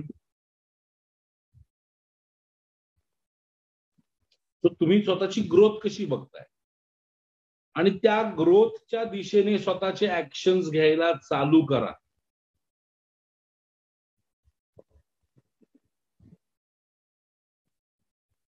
एक लक्षात ठेवा, एक नोकरदार असणारा मानसिकता जी आहे ना ती नोकरदाराची मानसिकता माझ्याकडे आहेत तर पैसे तर मी घेऊ शकतो आणि मी घेणार अशी असते. माझ्याकडे पैसे आहेत तर मी घेणार. आणि एक यशस्वी माणसाची किंवा श्रीमंत माणसाची मानसिकता असते की मला त्याची गरज आहे का. मग ती गरज करायची स्टेटस मेंटेन करण्याची असेल, ती गरज करायची फॅमिली नीड्स फुलफिल करण्याची असतील. माझ्याकडे एवढे पैसे आहेत ते पैसे मी सगळे खर्च करेन आणि मला जे हवं ते घेईन, हे चांगलं की मला ती वस्तू घ्यायची आणि त्याच्यासाठी मी पैसे कमवेन, त्याच्यासाठी लागणारे मी पैसे कमवेन, हे चांगलं. हे तुम्ही ठरवणं गरजेचं आहे.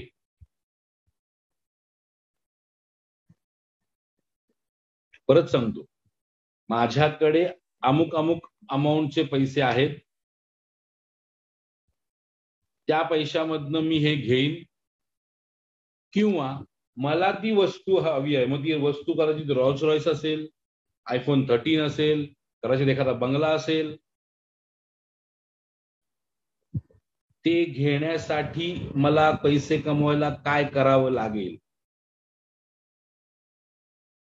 हे ज्या वेळेस तुम्ही ठरवाल, तुम्हाला दोन्हीपैकी कुठल्या कॅटेगरीमध्ये किंवा कुठल्या माइंडसेट वरती काम करायचंय, तुम्हाला गोष्टी कळणं समजणं खूप इझी होऊन जाईल. सगळ्यात महत्वाचं म्हणजे अनफॉर्च्युनेटली आपली जी स्कूलिंग सिस्टीम आहे, आपली जी शाळेतल्या गोष्टी आहेत, आपल्याला शाळेमध्ये काही शिकवलं जात नाही प्रामाणिकपणे. जे वास्तविक आपल्याला जीवनामध्ये जगायला लागतं ते आपल्या शाळांमध्ये शिकवलं गेलेलं नाहीये. त्यात सगळ्यात महत्वाचा भाग म्हणजे तुम्हाला माइंडसेट कसा डेव्हलप करायचा हे शिकवलं गेलं नाही. तुमची विचार करण्याची पद्धत कशी चेंज करायची हे शिकवलं गेलं नाही.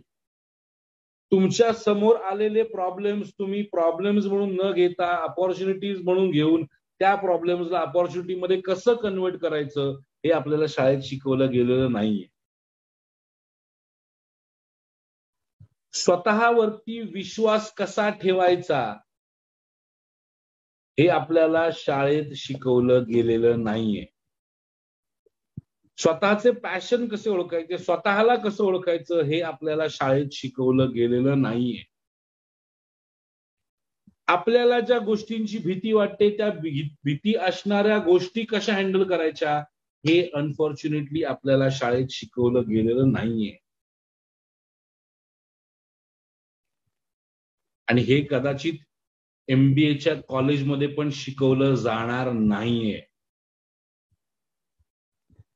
मी हा जो प्रोग्राम करतो या प्रोग्रामला कदाचित मला इतर काहीतरी नाव देता आलं असतं, पण मी मिनी MBA नाव दिलं, मराठी मिनी MBA नाव दिलं, कारण मला माहितीये लोकांच्या मनात MBA झालं तरच असं होईल. मित्रांनो, मी स्वतः MBA आहे, मी स्वतः डॉक्टरेट आहे, पण अनफॉर्च्युनेटली किंवा फॉर्च्युनेटली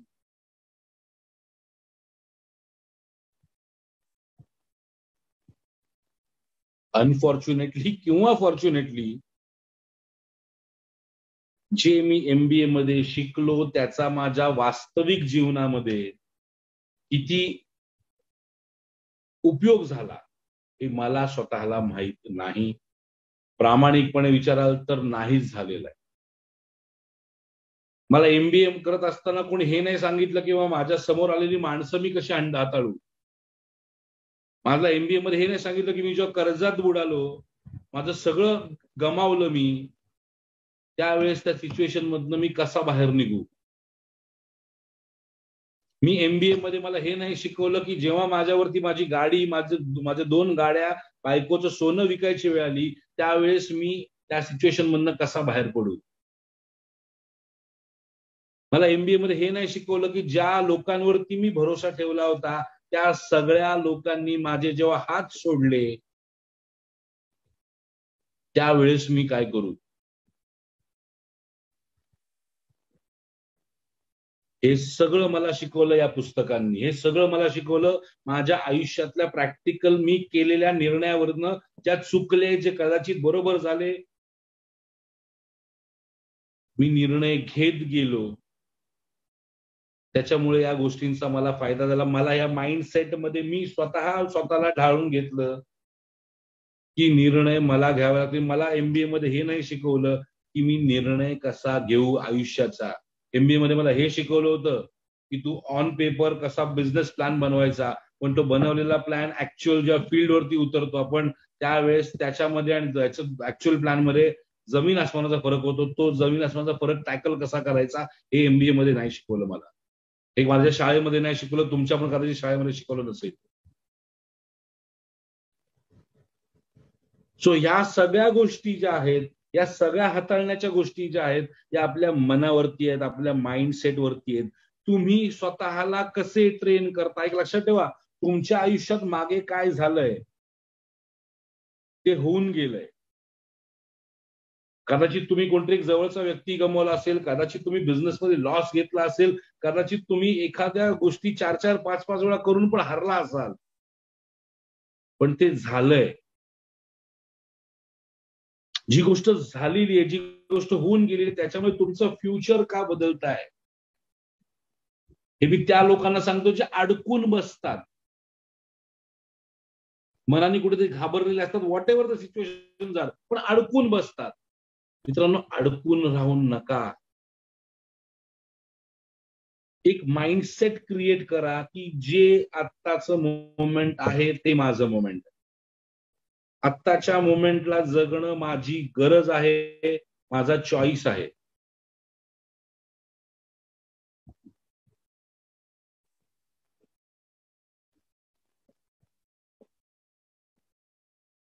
तो हा mindset develop, move forward, move forward, move forward, move forward. पुढे जितकं जात राहाल ना, म्हणजे मी काल गौर गोपालदास यांचं एक हे बघत होतो. त्यांनी एक भाषणात, मराठी भाषण आहे त्यांचं, त्यांनी खूप छान एक हे सांगितलं की 10 शब्दांचं एक वाक्य लिहा. त्या प्रत्येक शब्दामध्ये 2च अल्फाबेट असले पाहिजे, 2च अक्षर असली पाहिजेत. आणि त्या 10 शब्दांच्या वाक्याला एक आयुष्याचा सगळ्यात महत्वाचा अर्थ असला पाहिजे.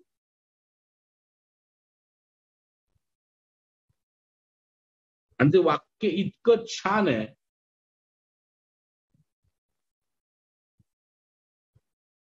ते वाक्य मी तुम्हाला स्क्रीनवरती शेअर करतो. मला खरंच ते खूप एक मोठं हिट देणारं वाक्य होतं.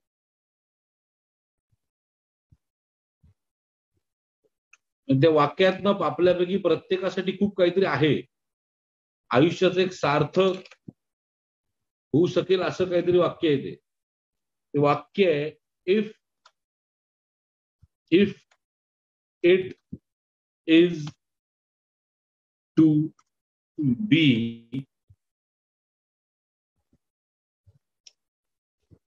it is up to me. If it is to be, it is up to me. जर ती गोष्ट होणार आहे तर ती माझ्यामुळे होणार आहे.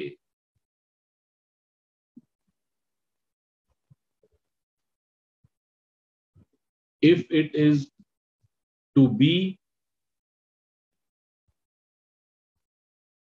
it is up to me.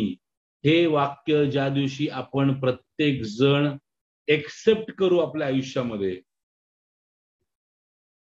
हे वाक्य ज्या दिवशी आपण आपल्या आयुष्यामध्ये मान्य करू ना, त्या दिवशी आपल्यापैकी कोणालाही वाढण्यापासून, यशस्वी होण्यापासून जगात कोणीही थांबवू शकणार नाही.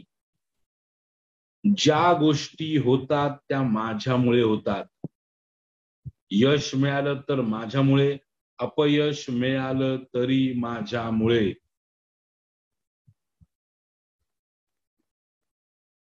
हे ज्या दिवशी तुम्ही एक्सेप्ट कराल ना, हे त्या दिवशी तुम्ही आयुष्याची शिकवण म्हणून घ्याल ना, त्या दिवशी तुम्हाला लक्षात येईल मित्रांनो की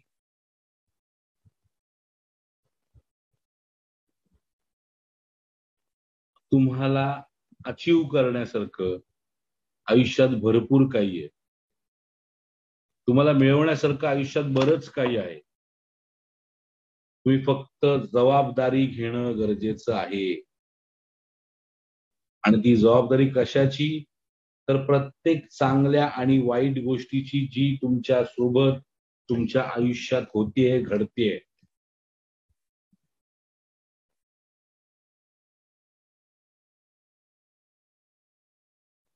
वामनराव, येस, सुहास शहांनी लिहिलंय की तूच आहेस तुझ्या जीवनाचा शिल्पकार. आपल्या अनेक संतांचे अनेक वाक्य आहेत, पण ती फक्त वाक्य म्हणून न घेता त्याच्या मागचा अर्थ ज्या दिवशी आपण समजू ना, आपल्याला आपला माइंडसेट डेव्हलप करण्यासाठी कुठल्याही मेंटरची, कुठल्याही डॉक्टर ओंकार हरिमाळीची गरज लागणार नाही.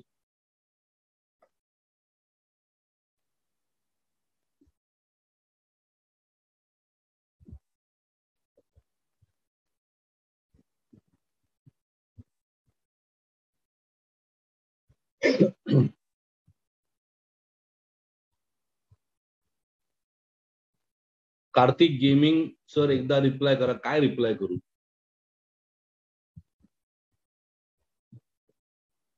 तुम्हाला कुठल्याही मेंटरची गरज नाही लागणार मित्रांनो, जर तुम्ही स्वतः तुमचा माइंडसेट बदलण्याचं ठरवलं तर. आणि माइंडसेट माइंडसेट माइंडसेट माइंडसेट म्हणजे नक्की काय? आपली पॉझिटिव्ह विचार करण्याची एक ताकद. स्वतःला चांगलं ओळखून स्वतःला काय हवंय ते मिळवण्यासाठी ज्या गोष्टी कराव्या लागतील त्या पॉझिटिव्हली करणं म्हणजे तुमचा व्यावसायिकाचा माइंडसेट.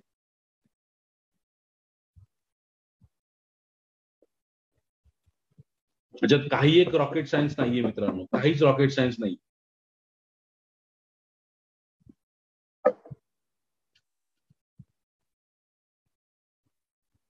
आणि तुम्हाला तुमच्या स्वतःचा बेस्ट व्हर्जन बनायला लागेल. 1 जून पासून तुम्ही स्वतः आपण सगळे मिळून याच गोष्टीवरती काम करू की तुम्ही स्वतःचा बेस्ट व्हर्जन कसा बनाल. काही सवयी बदलून, ज्या तुम्हाला स्वतःला माहिती आहेत त्या सवयी चुकीच्या आहेत त्या सवयी बदलून, काहीतरी सवयींमध्ये ऍक्शन्स मध्ये तुमचा एक प्रॉपर ऍक्शन प्लॅन बनवून कुठेतरी मी कोणातरी उत्तर देणं लागतो. मग ते आई वडील असेल, बायको असेल, मुलं असतील, नवरा असेल किंवा तुम्ही स्वतः असाल. आणि जर कोणीच दिसत नसेल ना तर मी आहे तुम्हाला विचारायला. कारण मी माझ्या आयुष्यातले 11 दिवस तुमच्यासाठी खर्च करतोय. ही वेळ फुकट नाही.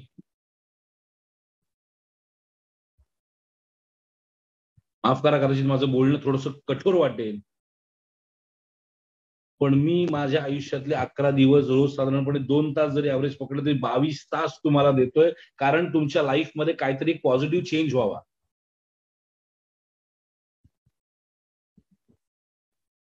तुमच्या प्रत्येकाच्या आयुष्यामध्ये 1% जरी फरक झाला ना या 11 दिवसांमुळे, तर मी समजेन मला माझ्या आयुष्याचं पुण्य मिळालं.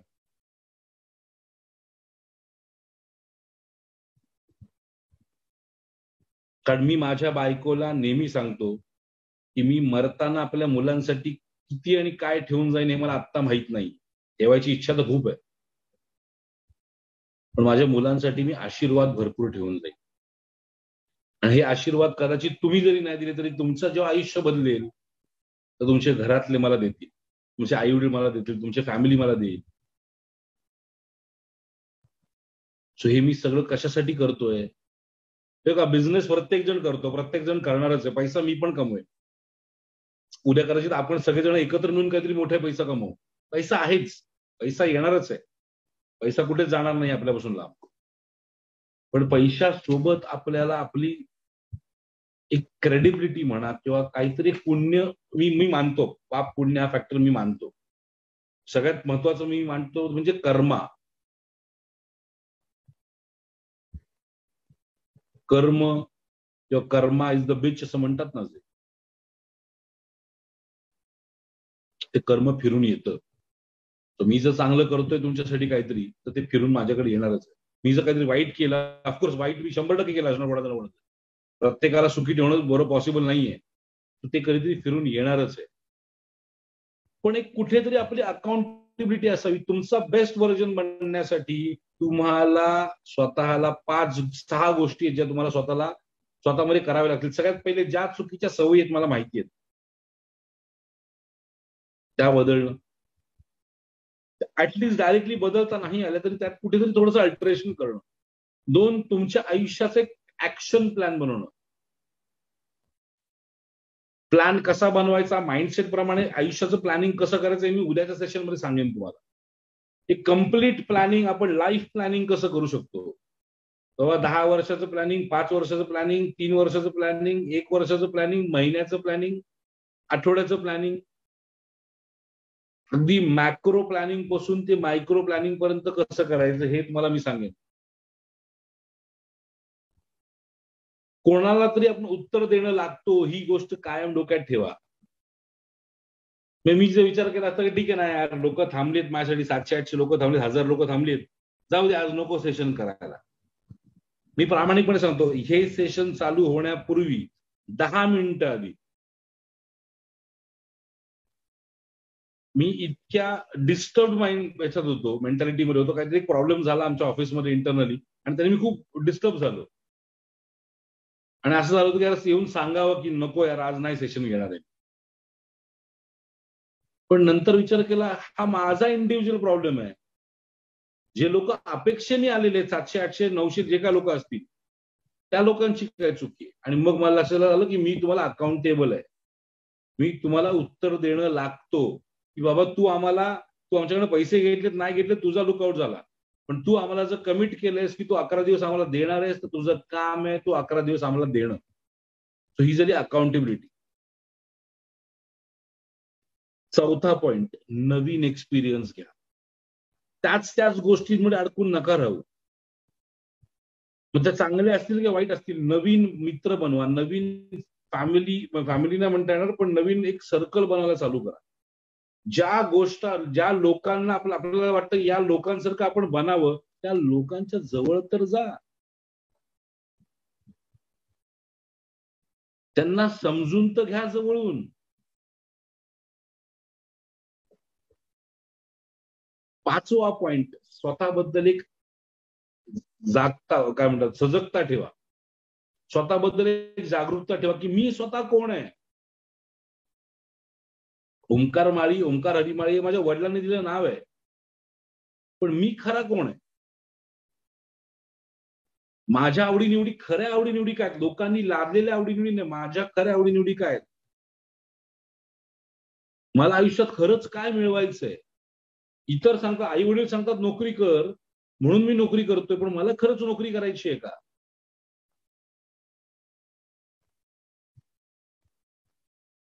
तो स्वतःला समजून घ्या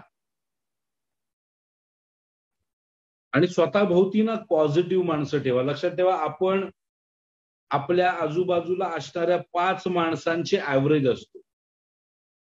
आपण आपल्या आजूबाजूला असणाऱ्या 5 माणसांचे ऍव्हरेज असतो. ऍव्हरेज म्हणजे काय, एखाद्यामध्ये बाबा खूप पॉझिटिव्ह असेल, एखादा खूप निगेटिव्ह असेल, एखादा ऍव्हरेज असेल, तर त्यांच्या सगळ्यांची मिळून पॉझिटिव्हिटी म्हणजे समजा एखाद्याला बाबा 100 पैकी 80 मार्क मिळतात, एखाद्याला 100 पैकी 80 मार्क मिळतात, हे तुम्ही स्वतः गणित करू शकता, हे तुम्हाला स्वतःला जाणवेल.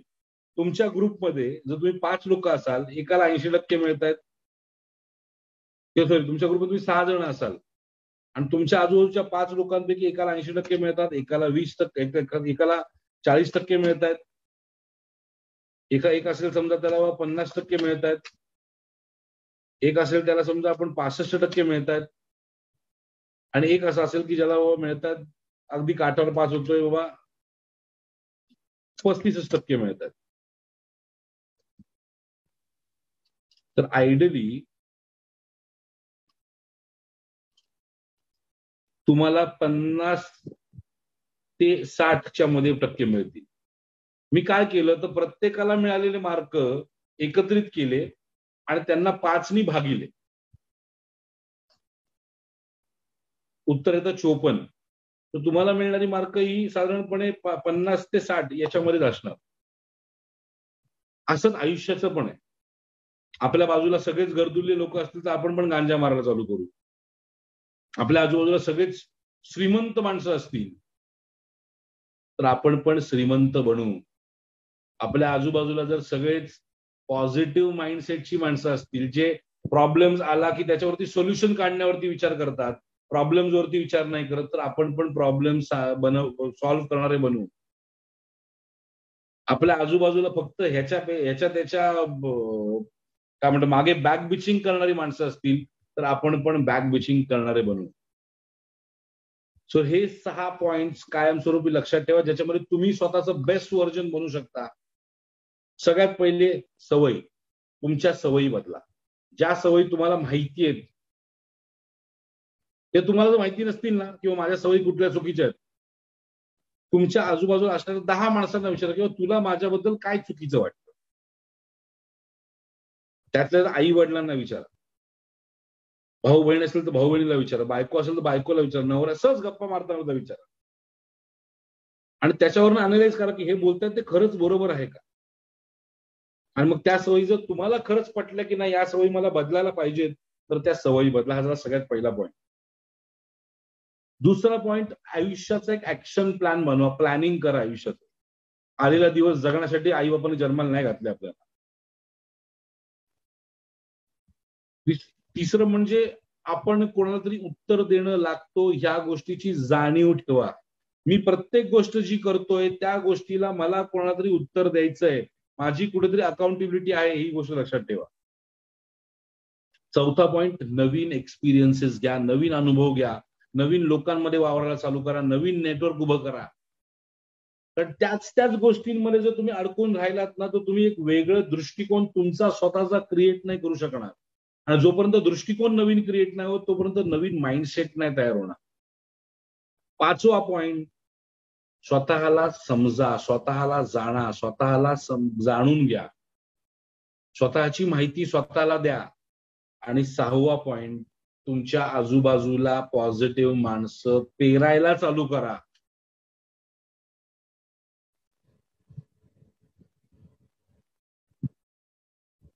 हे 6 पॉइंट तुम्ही तुमच्या लाईफमध्ये आणलेत तर 100 नाही 200% तुमचं आयुष्य पॉझिटिव्ह गोष्टींमध्ये पुढे जाईल.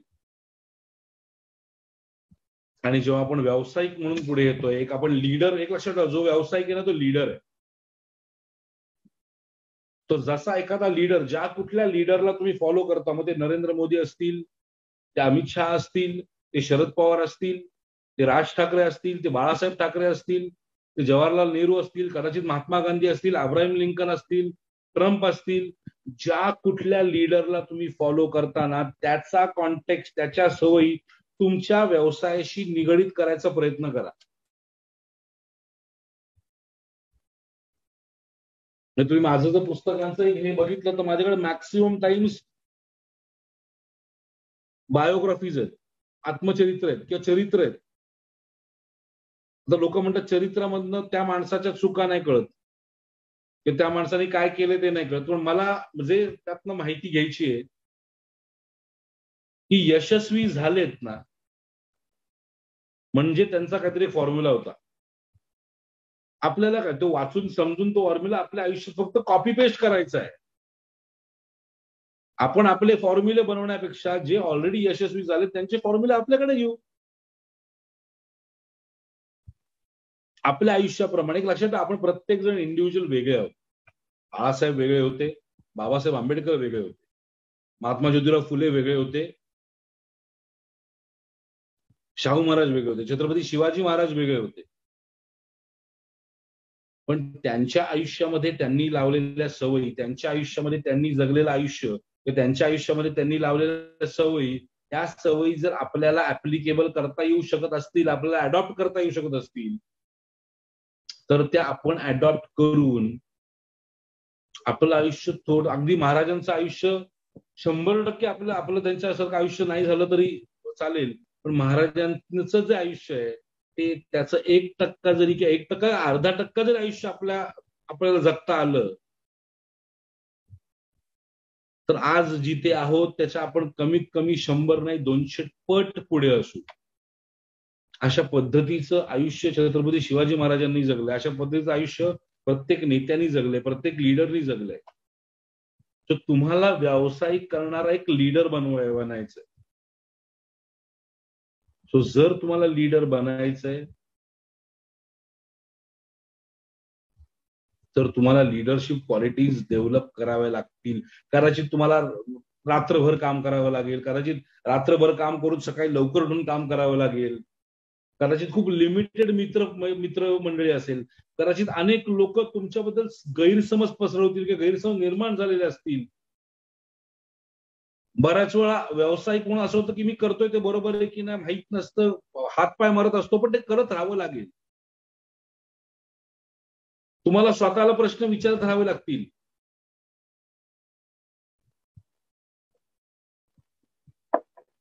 आणि स्वतःची पालखी स्वतःलाच व्हावी लागेल, हा सगळ्यात महत्वाचा नियम लक्षात ठेवा. कोणी तुम्हाला पॉझिटिव्हली पुश करायला येणार नाहीत. जरा चुकलात, जरा पडलात की हसायला लोक येतील, उचलायला कोण येणार, उचलावं तुमचं तुम्हालाच लागणार आहे.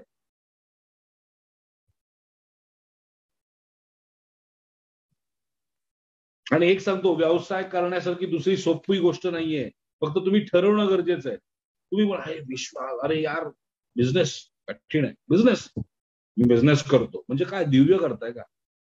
तुमच्या सोबत अजून करोडो लोक व्यवसाय करतायत. तुम्ही काय जगातलं वेगळं काम नाही करतात. तुम्ही एक काम करताय, तुम्ही एक इनिशिएटिव्ह घेताय, तुम्ही एक लीडर बनण्याचा निर्णय घेताय, एवढंच. आणि आयुष्यात यशस्वी व्हायचं असेल तर सगळ्यात गोष्ट लक्षात ठेवा, सुरू करा.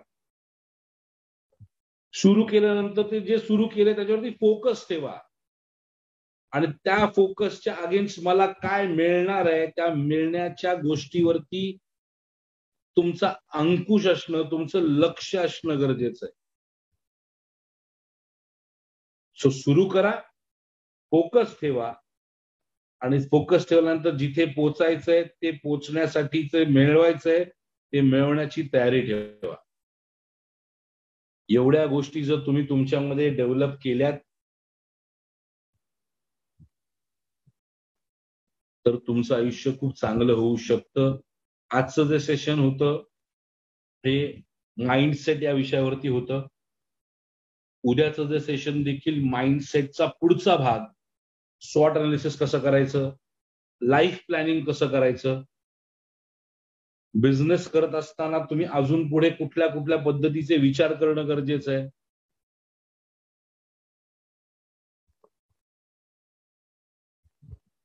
या सगळ्यावरती असेल. मी माझ्या टीमला रिक्वेस्ट करतो की टेलिग्रामची लिंक जी आहे ती तिकडनं काढून आपला जो फीडबॅक फॉर्म आहे तो फीडबॅक फॉर्म मेन्शन करा, पिन करावा. आणि आजचं सेशन तुम्हाला आवडलं असेल अशी मी अपेक्षा करतो. मी ठक्कर साहेब, चांगली गोष्ट आहे, अभिनंदन, आपण महिन्याचे 10 लाख रुपये कमवता. माझे किस्से, माझा किस्सा, माझे किस्से तुम्हाला मी नक्कीच सांगेन, पण मला समोरासमोर भेटून जास्त किस्से सांगायला आवडत. दुसरं म्हणजे ग्रुप ओपन करतोय टेलिग्रामचा, सेशन कसं वाटलं ते नक्की सांगा. आणि ओम पवार, तुमचा जागतिक प्रश्न जो आहे की सर फी काही आहे का, तर सेशनला काहीही फी नाहीये. आजचं हे चालू आहे ते सेशन पण मोफत आहेत आणि 29 तारखेचा कार्यक्रम देखील मोफत आहे. सो मित्रांनो, 29 तारखेला जे येत आहेत त्यांची सगळ्यांची वाट बघतोय. 29 तारखेला मी जेव्हा भेटेन त्यावेळेस लकी ड्रॉ ह्या सगळ्या गोष्टी होतीलच, पण माझ्यासोबत तुम्हाला काम करण्याची अपॉर्च्युनिटी घेऊन येतोय आणि लाईफ चेंजिंग अपॉर्च्युनिटी असेल एवढं नक्की सांगतो. हे 11 दिवस जरी त्या कामामध्ये तुम्ही उतरवलेत तरी देखील तुमचं महिन्याचं, अगदी खूप जास्त नाही सांगत, पण 50,000 ते 1,00,000 रुपयाचं इन्कम नक्की होईल याची मला खात्री आहे. बुक्स वैभवजी जे काय आहेत ते मी शेवटच्या दिवशीचं सेशन आहे, ऍक्च्युली बुक्स तुम्ही कुठले कुठले वाचायला हवेत याची ऑलरेडी लिस्ट काढतोय. प्रत्येक अँगलनी विचार करून काढतोय. सो ते बुक्स कुठले असतील ते मी सांगेन. आणि एक एक एक एक एक एक महत्वाची गोष्ट मित्रांनो, 600च्या आसपास लोक होती, लाईक्स फक्त 345 आहेत माझ्या मते. लाईक तर करा यार, लाईक तर करू शकता आपण. सेशन आवडलं असेल अशी मी अपेक्षा करतो आणि उद्या भेटूया संध्याकाळी 8:30 वाजता.